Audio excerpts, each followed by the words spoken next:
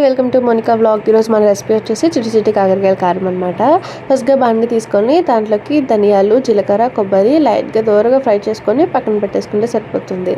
ఆ తర్వాత అదే కళాయిలో కొంచెం ఆయిల్ వేసుకొని దాంట్లో కరివేపాకు లైట్గా ఫ్రై చేసుకుంటే ఫ్లేవర్ బాగుంటుంది అనమాట.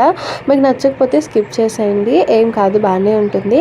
అదే కళాయిలో అదే ఆయిల్లో కొంచెం ఎండుమిరపకాయలు అనమాట. కొంచెం అంటే అక్కింటిని చూపిస్తుంది అనుకోకండి.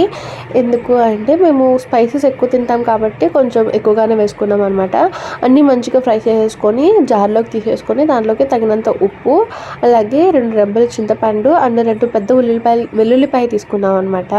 మేము వెల్లుల్లి అంటాము, మీది సైడ్ ఏమంటారో మీరు కమెంట్ చేసేయండి. అదే ఆయిల్ కొంచెం ఆయిల్ వేసుకుని హీట్ చేసుకున్న తర్వాత మీడియం ఫ్లేమ్లో మాత్రమే మంచిగా ఫ్రై చేసేసుకోండి. దాంట్లోనే కొంచెం సాల్ట్ వేసుకొని ఫ్రై చేసుకున్నారంటే డీప్ ఫ్రై అయిపోతుంది అనమాట చక్కగా.